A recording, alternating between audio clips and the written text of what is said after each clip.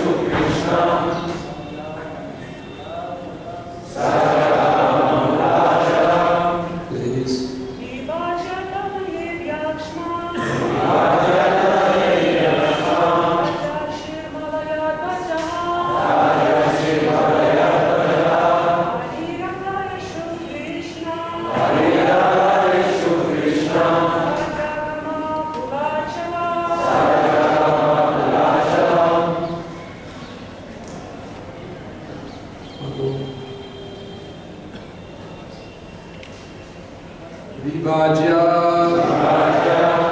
having divided, Tanayebhyah, among his sons, Kshmam, the whole world, Rajarishihi, the great saintly king, Malayadvajaha, named Malayadvaja, Ariradaishu, desiring to worship, Krishnam, Lord Krishna, Saha, he, Jagama, went, Kulachalam, unto Kulachala. Translation.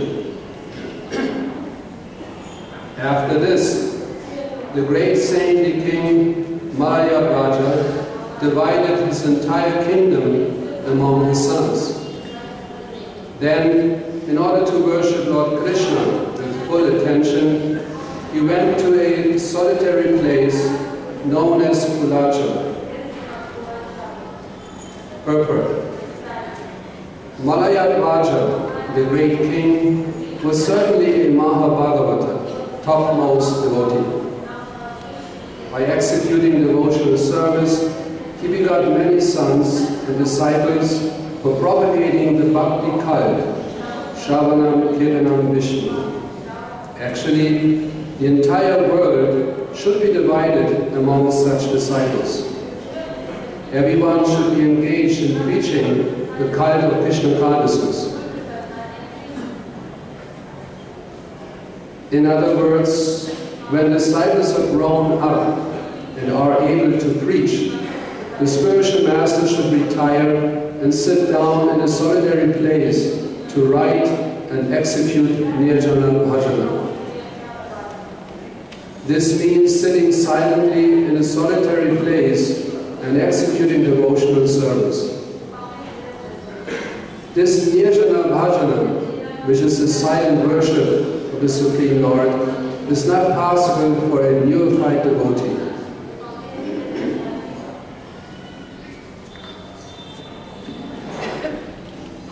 Srila Bhaktisiddhanta Saraswati Thakur never advised a neophyte devotee to go to a solitary place to engage in devotional service.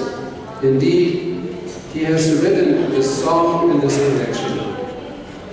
Dushtamana tumi kisher vaishna radishtara kare nirjanera ghare tava harinam kevala kaitava. My dear mind, what kind of devotee are you? Simply for sheep adoration, you sit in a solitary place and pretend to chant the Hare Krishna Maha Mantra, but this is all cheating. Thus, Bhaktisiddhanta Saraswati Thakur advocated that every devotee, under the guidance of an expert spiritual master, preach the Bhakti cult, Krishna consciousness, all over the world. Only when one is mature can he sit in a solitary place and retire from preaching all over the world. Following this example, the devotees of the International Society for Krishna Consciousness now render service as preachers in various parts of the world. Now they can allow the spiritual master to retire from active preaching work. In the last stage of the spiritual master's life, the devotee of the spiritual master should take preaching activities into their own hands. In this way, the spiritual master can sit down in a solitary place and render Nirjana Bhajana. Can I have a watch? And how long usually should the class last? Huh?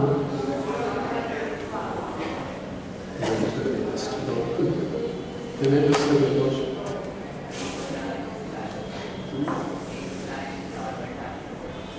The 10 already. 10:09.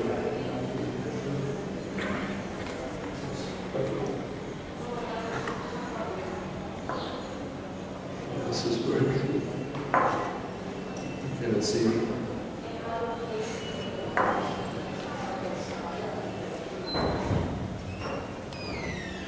Now the verse again.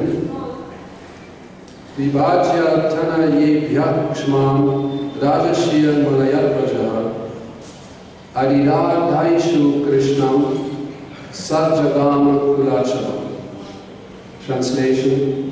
After this, the great saintly king Malayadvaja divided his entire kingdom among his sons. Then, in order to worship Lord Krishna with full attention, he went to a solitary place known as Kulacha. Om Ajnanati Vinandasya Nanjana Shlakaya Shakshurupiritam Jena Tasmai Shri Guru Shri Chaitanya Manobhistam Sthapitam Yena Bhutale Swayam Bhagavadhyam Tadati Svabhagantikam. Namo Vishnu Vadaya Krishna Preshaya Bhutale Shrimade Bhaktivaibhava Swami Namaste Saraswati Devi Gauravani Pucharine Nirvishesha Shunyavani Paschatyadeshna Jaya Sri Krishna Chaitanya Prabhu Nityananda Shri Advaita Gadadhara Shivasani Gauravani Hare Krishna, Krishna Krishna, Hare Hare, Hare Rama, Rama Rama, Hare Hare.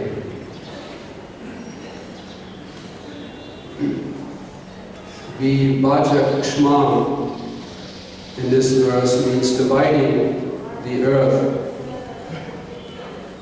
and then the different parts of this divided earth he handed over to his sons. The Srila Prabhupada connected this point with the spiritual master who has different or many disciples, and they should also divide the preaching activities so that the cult of devotional service bhakti can be continued to be spread all over the world. This is what the spiritual master expects from his senior disciples. So that at the end of his life he can practice nirjana bhajan, exclusive worship and concentration on the Supreme Personality of Godhead. Vishwanath Chakravarti Thakur, he also makes an interesting point connection, and he explains Vibhaja Kshma also can be related to dividing the earth, meaning after dividing the different parts of devotional service, after going through the different stages of devotional service, then the spiritual master can approach Kudachalam, which he connects to a place by, in that place, practicing Nirjana Bhajan, then provides Krishna Prema or pure love of Krishna. So he gives that also very interesting explanation. There are different stages, parts of devotional service. In the Nectar of Devotion, Bhakti-rasamrita Sindhu, Rupa Goswami, we find that bhakti, devotional service, is being categorized in three different stages. Beginning with devotional service and practice, or sadhana bhakti, then devotional service in ecstasy, that refers to bhava or bhava bhakti, and then devotional service in pure love for Krishna, or bhakti prema. These are the three categories, divisions of devotional service. And according to these three divisions, there are different symptoms, altogether 6, Rupa Goswami explains. The 6 characteristics or symptoms of bhakti devotional service. Beginning with the Kleshagni, Shubhadha, Moksha, the Bhutakrit, then Sudulabha, Sandhananda, Visheshatma, and then Shri Krishna Kashani Shasa. These are the 6 characteristics of these 3 categories of bhakti or devotional service. This Kleshagni, Gni in Sanskrit means to reduce, to destroy, different meanings. And Klesha means distress, suffering. And Srila Prabhupada explains in the Nectar of Devotion that even the neophyte devotee who practices devotional service on a level of sadhana bhakti, even he can directly experience how this pleasure, suffering, troubles in his life are being reduced. He can directly experience it. And Shubhadha, he can also experience that now by taking up this process of devotional service, Krishna consciousness, my life becomes very auspicious. So these two things, these two first characteristics belong to sadhana bhakti, beginning stage of devotional service. And then the two next characteristics, moksha, lagutakrit, that a devotee on that platform, more advanced stage, he is not interested. He has no attraction for moksha. It is an impersonal liberation. Even he is not interested even in the Vaishnava types of liberation on an advanced stage. Of course, that should not be imitated.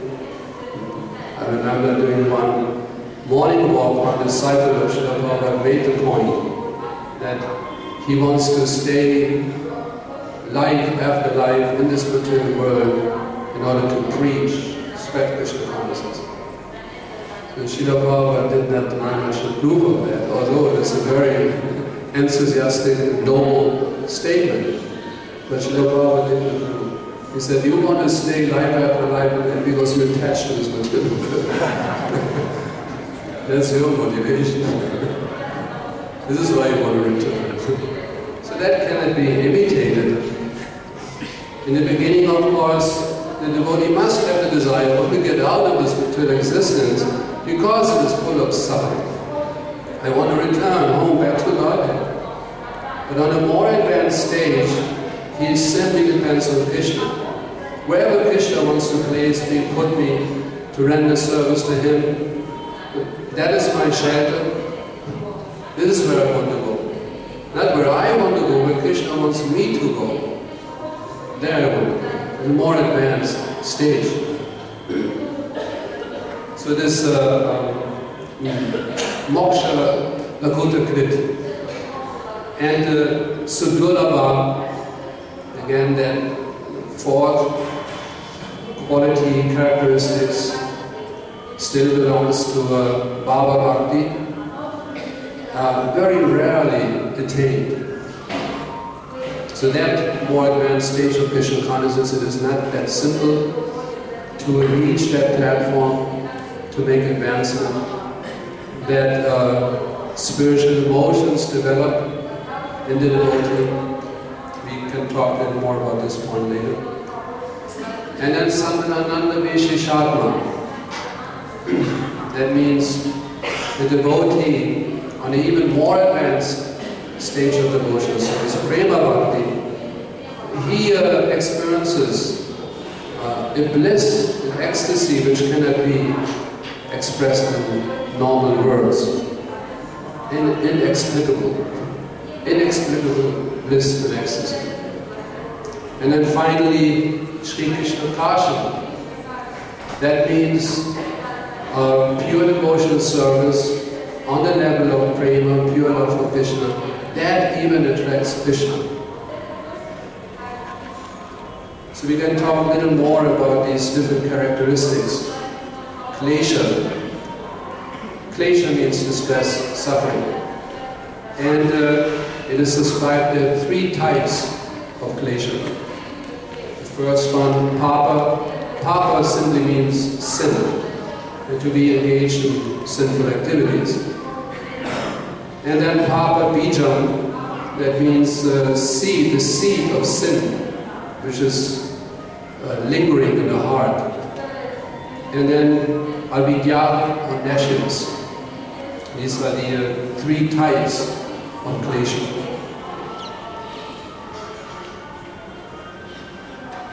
And this Papa also has 3 categories. Klesha, now we go to Papa. Sinful activities also, different categories are there. It's described as a Pataka. Pataka means a person is acting sinful. Then Mahapataka. Mahapataka means very, very sinful. And then Adipataka means too much sinful. So these are the different stages of Papa, committing sinful activities. Sinful, or very sinful, and too much sinful.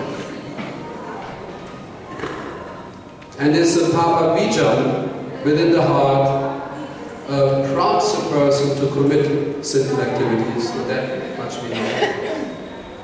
And it is described, however such harmful propensities are expelled, they vanish from the heart, if the devotee experiences a glimpse of pure devotional service, then that will purify the heart to such an extent that he has no attraction to commit sinful activities. So the first stimulation of pure devotional service enlightens the Jivatma, with the realization that he is an eternal servant of Krishna.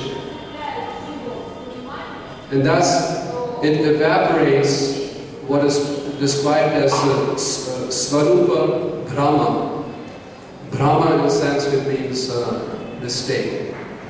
You commit a mistake. Brahma represents Brahma, to commit a mistake. So that false conception of the self, that I am the enjoyer, I have my separate identity, my separate existence, that is being vanquished, dissipates from the heart. And the devotee clearly accepts his eternal identity. I'm the eternal servant of Krishna. And because that is the root of Papa and therefore Klesha. That's the root cause that I think that I'm the enjoyer. That's the root. So that root, it is being destroyed.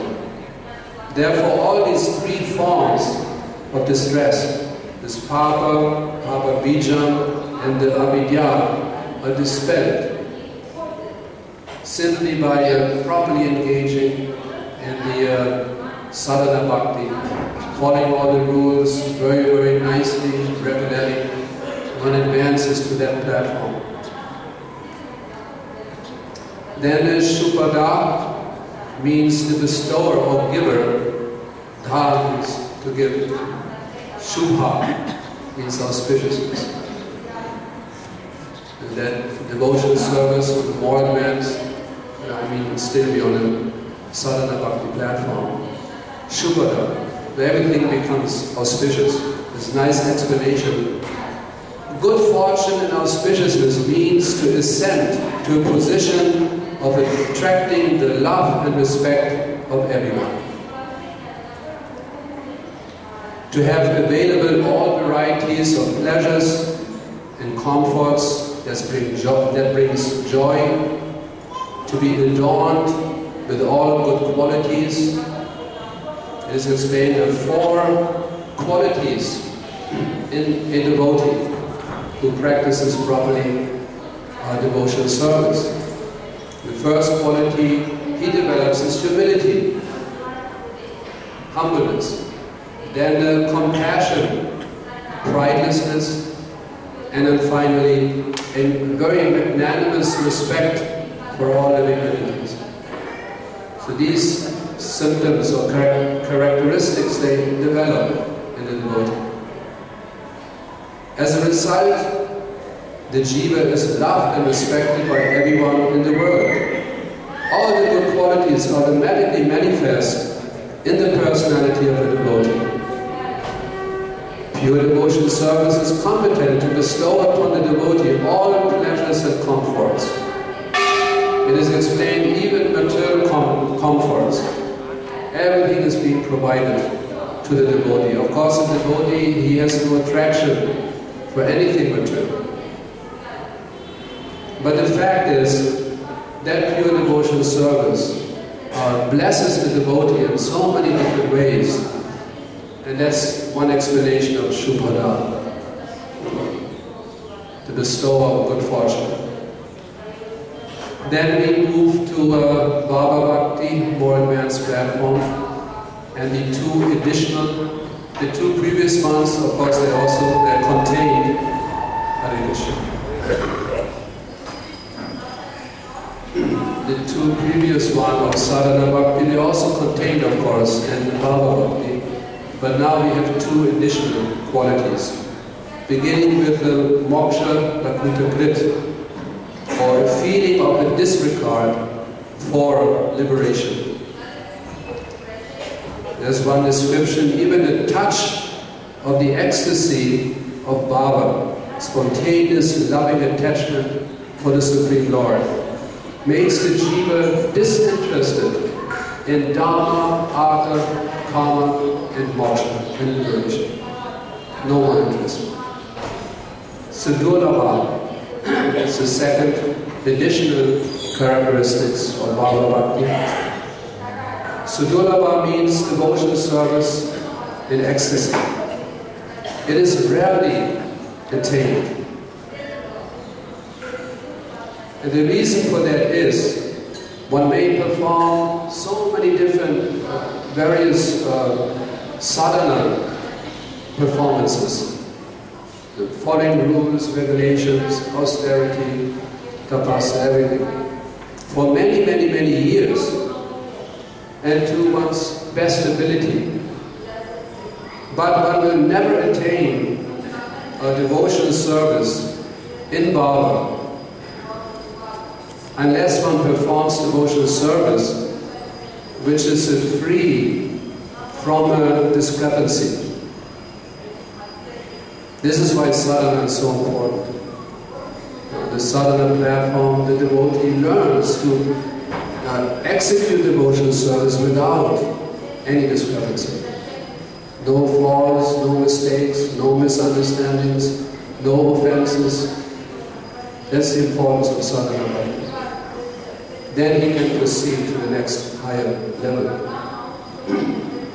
The Supreme Lord satisfies most practitioners of a spiritual discipline by offering them either bhukti or mukti. The bhukti is some kind of material pleasure, mukti, liberation. But it is described that these are distractions from the path of pure devotional service. But this is what the Lord generally provides. So that's the sort of test for the devotee who wants to make progress on the path of pure devotional service.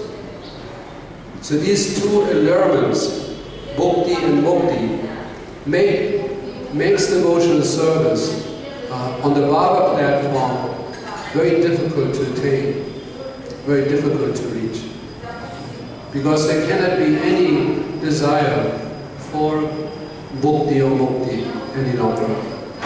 So therefore it is described as sudurlabha, difficult to attain. Then we move to a devotional service bhakti on the platform of prema. And the first additional characteristic or quality is described as Santanananda Visheshatva, the source of inexplicable ecstasy. Neither the essential material pleasure nor the ananda of the impersonal Brahman realization, merging into the Brahman effulgence of the Lord.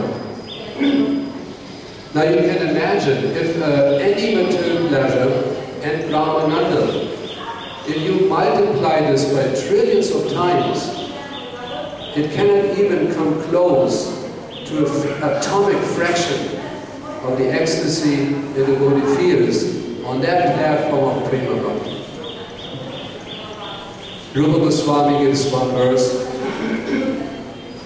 Brahmananda Bhavat Esha Chit Parada Gunipitaha Naiti Bhakti Sukham Bodhe Paramanu Gunamapi. In this verse it is described if this Brahmananda, bliss of impersonal, merging into the effulgence of the Lord, if this is being multiplied by 100 trillion times, 100 trillion times, it will still not equal an atomic fraction of the bliss the devotee experiences on the Prema Bhakti platform. It's also a nice explanation. Paradana Punipitaha means the bliss of Brahman, the bliss of Brahman accumulated by samadhi lasting for 50 years of Lord Brahma's lifespan. So that would mean this, you are in samadhi, merged into that Brahmananda, bliss of impersonal Brahman, for 155.5 trillion and 20 billion years. And still this does not even come close to an atomic fraction of the bliss the devotee experiences on Prema Bhakti. So therefore it is mentioned trillions of times. It is not exaggerated. It's quite accurate. 155.5 trillion. So it says it in trillions of years. No exaggeration. Very accurate, precise. Then Sri Krishna Kashi. It attracts devotional service on the platform of Prema, pure love for Krishna. It attracts Krishna. The devotee whose heart is infused with devotional service on the Prema platform attracts the attention of Krishna. And it is even described as Shri, the Shri in front of Krishna Kashini. That Shri refers to all the associates of the Lord. Not only Krishna himself feels attracted to such devotional service on that platform of Prema, but all the loving associates of the Lord, they also feel attracted to that devotee, to the love the devotee developed, pure love, Prema, in his heart. Then Rupa Goswami gives one nice verse.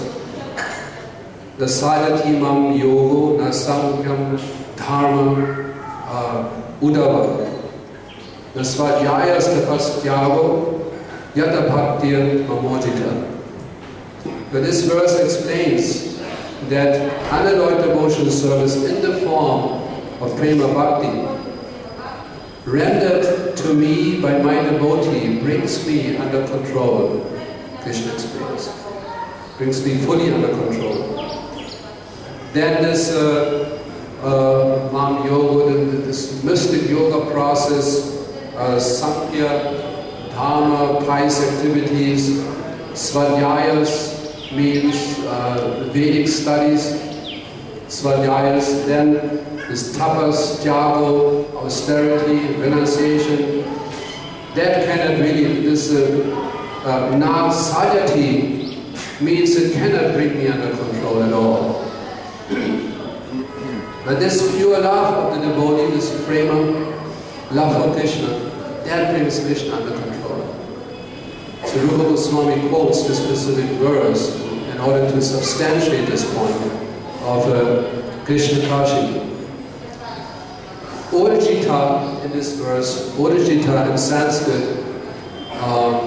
means very, very strong. It is not covered by jnana or karma.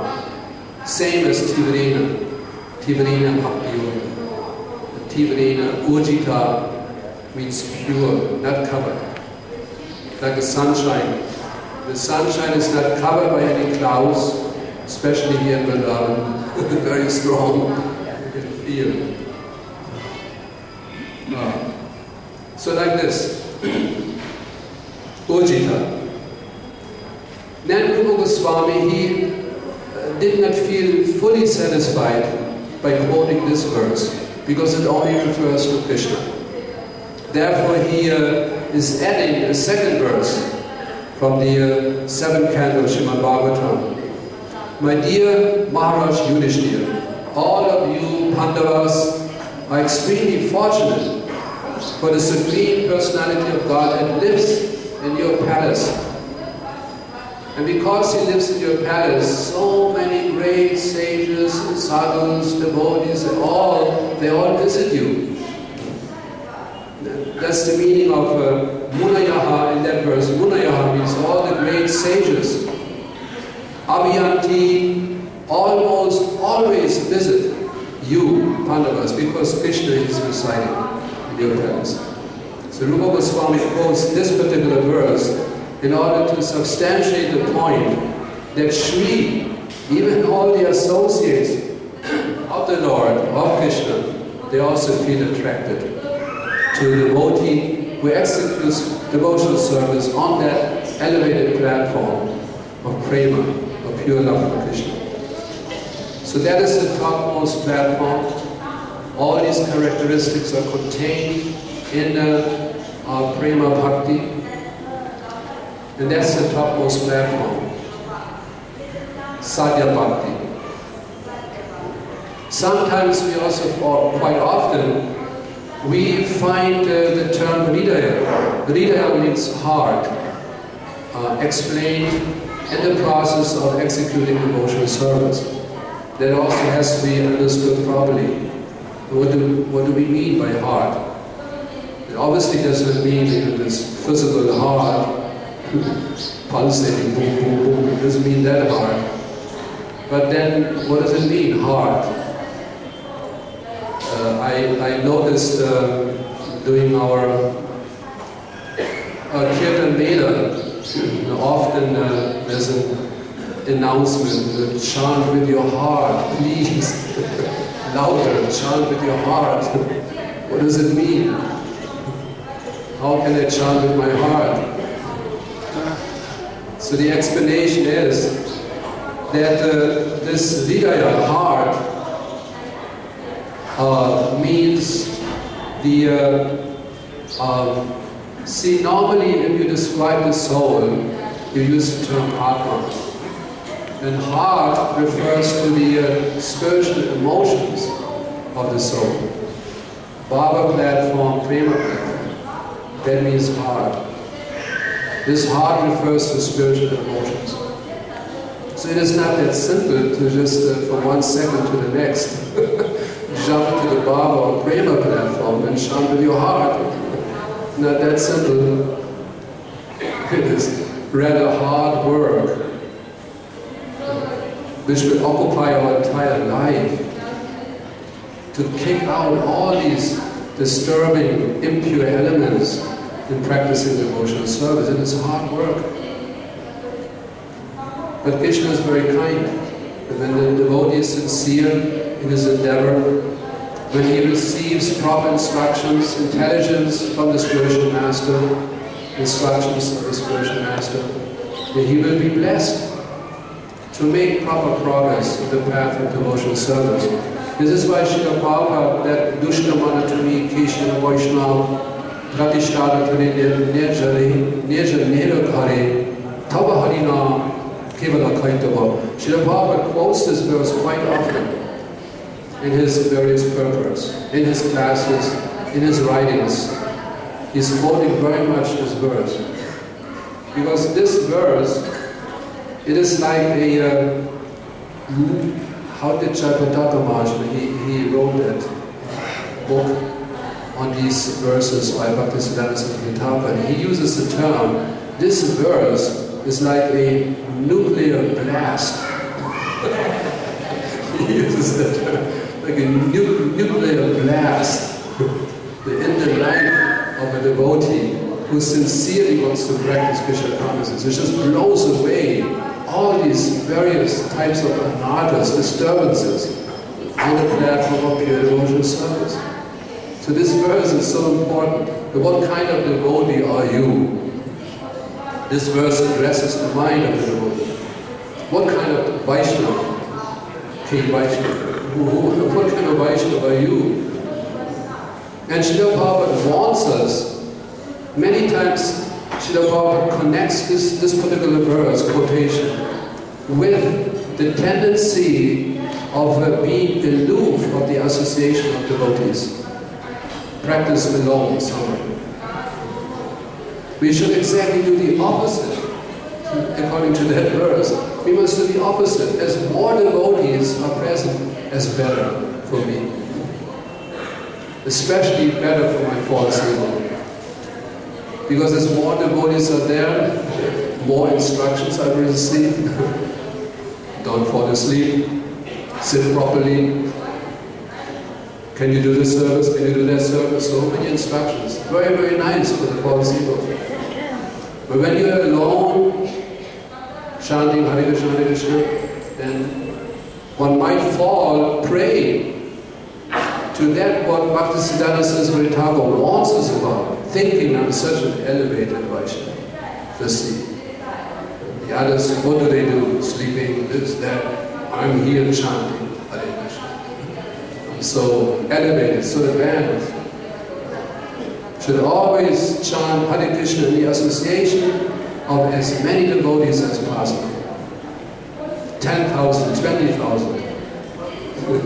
Devotees should feel more satisfied, more in bliss, more ecstasy, more devotees, more. Because when we return finally back home, back to Godhead, Krishna and Loka, then a lot of devotees are there. So many devotees. Millions and millions of gopis. Millions and millions of gopas. So many devotees surrounding Lord Krishna, serving Lord Krishna eternally. But we have to get ready for it.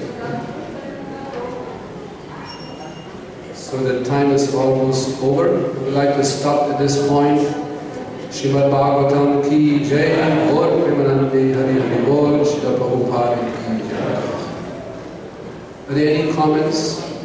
Maharaj, short comment. Thank you. Any remaining questions, thoughts, revelations, corrections?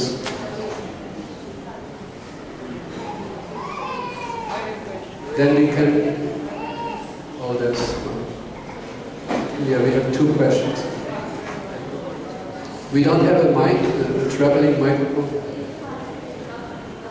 Yes, we have one mic. We could wait for the mic.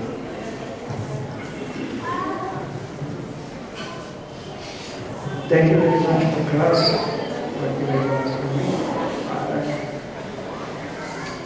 My question is in connection with everyday practice. In connection with? Everyday practice.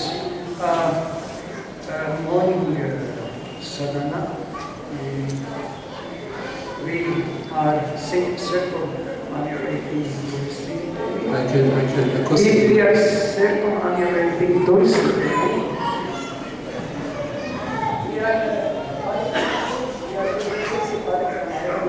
Yeah, Tulsi Parikrama every morning. Then at the end, we are praying.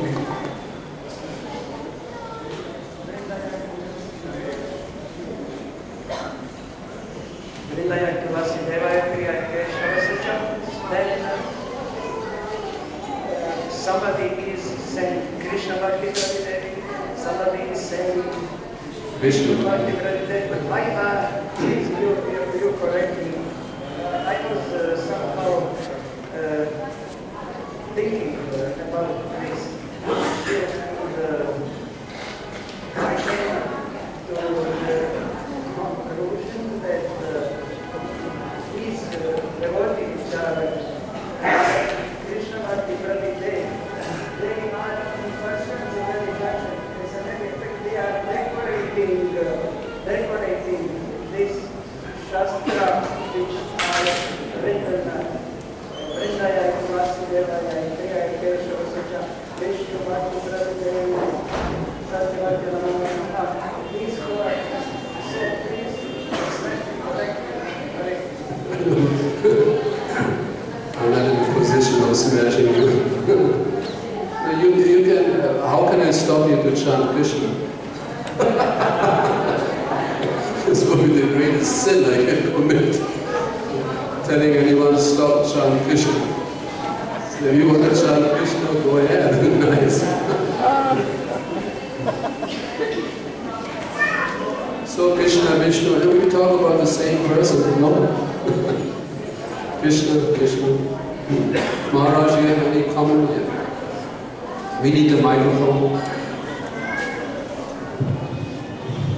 Dhanavir Maharaj is very, very experienced in training young devotees and making progress in devotional service.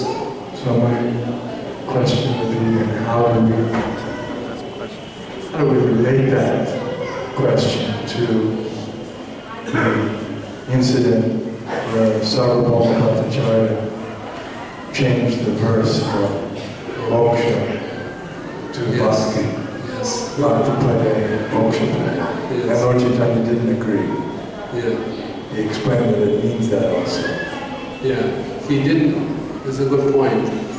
Chaitanya Mahaprabhu did not agree that Sarvabhauma Bhattacharya changed that word. Instead of mukti, he changed bhakti. Because he wasn't impersonalist before. And he became such a staunch bhakta that he didn't like anything which reminded him of this impersonal liberation. He just hated it. So he just changed it. Bhakti. Why mukti? Bhakti. He changed. But still, Chaitanya Mahaprabhu, he did not approve that change. Although, of course, he appreciated the enthusiasm and attitude of Sarvabhauma Bhattacharya, but he did not approve of changing Shastra. Now we're getting into a discussion.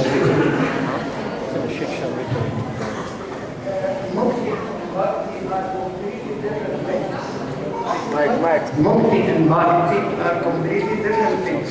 Vishnu and Krishna are very, very close. So I was thinking about that also, because that is also one argument. But the point was changing Shastra. This was the point. I was thinking, what is person is a very question? Person is a very question. Let's say devotees are using Krishna is coming in the form of that for non-devotee, like that personified, for devotee like Krishna. Yes, that is one of the correction. I think that in this case, still I think that it is decoration, it is person, so very person, it is not changing Shastra. We just want to avoid that, doing that part of the Tulsi Puja. We have one section of devotees shouting Vishnu, and the other section of devotees Krishna. We want to avoid that. There's one more question.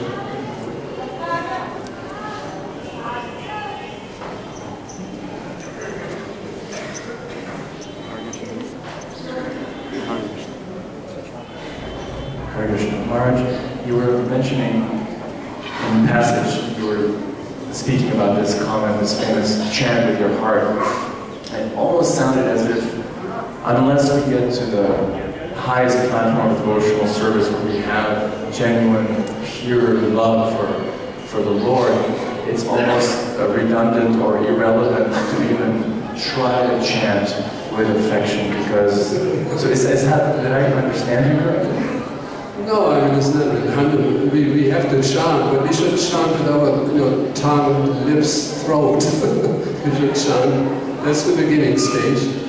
That Jiva Goswami, I think, he explains that chanting should be done with the upper lip, lower lip, with the tongue. And we can also add, I'm adding throat also, because sometimes you see the devotees moving, moving the lips, but not really chanting with the throat. There's no sound. So also the throat. That's the sadhaka platform. Sadhana platform that we practice. Devotions chanting in practice. We have to chant. That we can hear the sound vibration. We have to use the different organs that we can hear and produce that sound. So that should be, the emphasis in the chant, chant, chant. I cannot hear you. Chant. That should be the emphasis. But to request the devotee chant with your heart, that is not easy. It's not simple. Of course we can try, yes. Maybe you could take it as chant more sincerely, not just produce some sound. In that sense, chant with your heart. My point was the heart is, we might use that term quite rather quickly, but according to the explanation which I quoted, heart refers to the spiritual emotions of the soul, of the jiva. So anyway, that request is there, should not be taken cheaply. It has a deep meaning, and the different categories of devotees, they might take it in one way or in another way.